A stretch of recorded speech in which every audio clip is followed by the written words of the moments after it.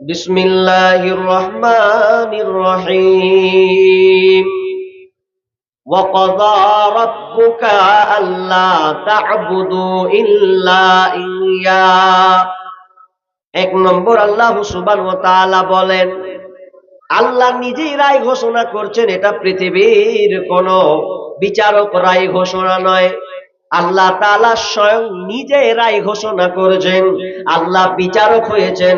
ওয়াকাদা, আল্লাহ নিজে রায় ঘোষণা করছেন, আদেশ করেছেন। ওয়াকাদা রব্বুকা আল্লা তা'বুদু ইল্লা ইয়্যা, তোমরা আল্লাহ ছাড়া অন্য কারো ইবাদত করবে না। তার মানে আল্লাহ বলতে চাচ্ছেন তোমরা একমাত্র আল্লাহর উপাসনা করবে, আল্লাহর ইবাদত করবে। আল্লাহর ইবাদত করতে গিয়ে তোমরা অংশীদার নিয়ে আসবে না।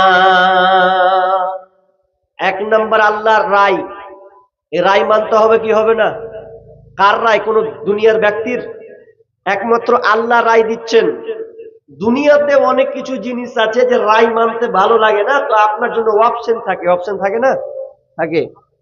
যদি আপনি কোনো কেসের আসামি হন, ওই আপনার বিচারটা যদি আপনাকে ভালো না লাগে, তাহলে আপনি বিচারকের কাছে ফায়সালা নেন যে আপনি আমার এই কেসটা সমাধান করে দেন, আমাকে এটা ভালো লাগলো না। যদি আপনাকে ওই বিচারকের রায় মানতে ভালো না লাগে, যদি আপনার স্পষ্ট না হয়, তাহলে আপনি ম্যাজিস্ট্রেট কোর্টের কাছে যেতে পারবেন। ম্যাজিস্ট্রেট কোর্টে আপিল করবেন। আপিল করতে গিয়ে আপনাকে যখন একটা রায় ঘোষণা দেবে, ওটা আপনি রায়টাকে দেখলেন না, আমার এটা ভালো লাগেনি, আমার উপরে ইনসাফ চালানো হলো না, এটা আমার রায় ভালো লাগলো না, তাহলে আপনি ম্যাজিস্ট্রেট কোর্ট যদি আপনাকে ভালো না লাগে, তাহলে দুনিয়ার আদালত হচ্ছে আপনি জজ কোর্টের কাছে আপনি যেতে পারবেন। জজ কোর্টের আইন যদি এরপরে আপনাকে ভালো না লাগে, জজ কোর্ট বলবে ঠিক আছে, আমার রায় যদি তোমার ভালো না লাগে, তুমি চলে যাও কোন কোর্টে? হাইকোর্টের কাছে যাও। হাইকোর্ট আপনাকে রায় দেবে। ওই হাইকোর্ট রায় দেওয়ার পর এরপর যদি আপনি বলেন না, হাইকোর্টের আপনার রায় আমি মানলাম না, এটা আমার ভালো হয়নি, তাহলে আপনি ওই হাইকোর্টকে বাদ দিয়ে চলে যাবেন সুপ্রিম কোর্ট। সুপ্রিম কোর্টের কাছে আপনি রায় ঘোষণা করবেন, আপনি আপিল করবেন, আপনাকে ফয়সালা দিয়ে দেবে। এরপরও যদি বলেন আমি সুপ্রিম কোর্টের আইন মানব না, তাহলে আর আপনার কোনো রাস্তা নাই, তুলে চামড়া তুলে দেবে। কারণ শেষ, হাইকোর্টের সুপ্রিম কোর্টের উপরে আর কোনো কোর্ট নাই, সুপ্রিম কোর্টের উপরে আর কোনো কোর্ট নাই, ওটা আপনাকে মেনে নিতে হবে। এটা তো দুনিয়ার চুপ হলো, কিন্তু আল্লাহর আইন, আল্লাহর আইন, আল্লাহকে আলাইসাল্লাহু বিআহকামিল হাকিমিন, আল্লাহ হচ্ছেন বিচারকের বড় বিচারক, হাকিমের বড় হাকিম। তিনি প্রথম রায় দিয়েছেন পৃথিবীর মানুষরে, আমার এই রায়টাকে তোমাদেরকে মানতে হবে। যদি বলো মানবো না, আল্লাহ এই রায় মানবো না, সুপ্রিম কোর্টকে বলবেন মানবো না, তো সুপ্রিম কোর্ট আপনাকে কি করবে? জেলে ভরবে, কিংবা আপনাকে ফাঁসি কাস্টে ঝুলাতে পারে, যে কোনো একটা আইন আপনার উপরে চাপিয়ে শাস্তি চাপিয়ে দিতে পারে। আর যদি আল্লাহর আইন মানতে না ভালো লাগে, তো আল্লাহ নিজেই বলছেন সূরা রহমানের ভিতরে, ইয়া মাশারাল জিন্নি ওয়াল ইনসি ইন ইসতাতা'তুম আন তানফুযু মিন আকতারিস সামাওয়াতি ওয়াল আরদ ফানফুযু লা তানফুযুনা ইল্লা বিসুলতান।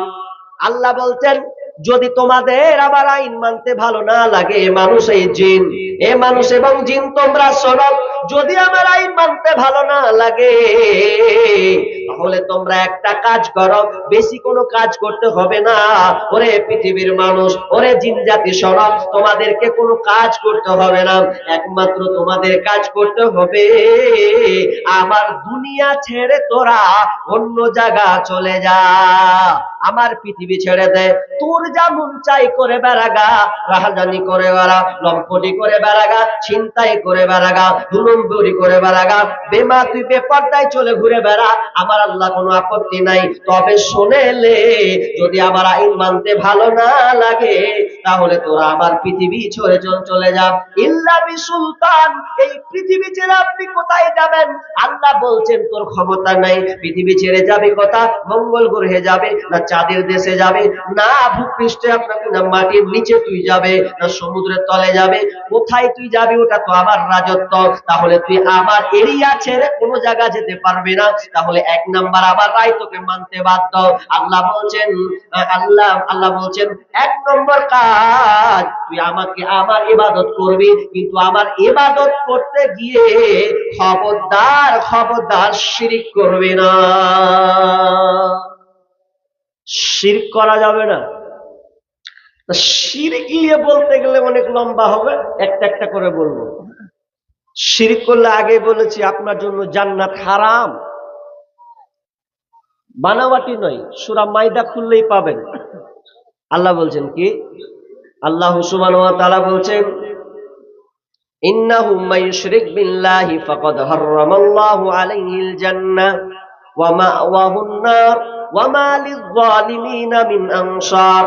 নিশ্চয় যারা শিরক করেছে, নিশ্চয় যারা, হাগো ভাই মেয়ে ছেলে ভাবে দিয়ে বসে আলো, মানে এত জায়গা ফাঁকা আছে আর এরা সামনে বসে কিসে লেগে?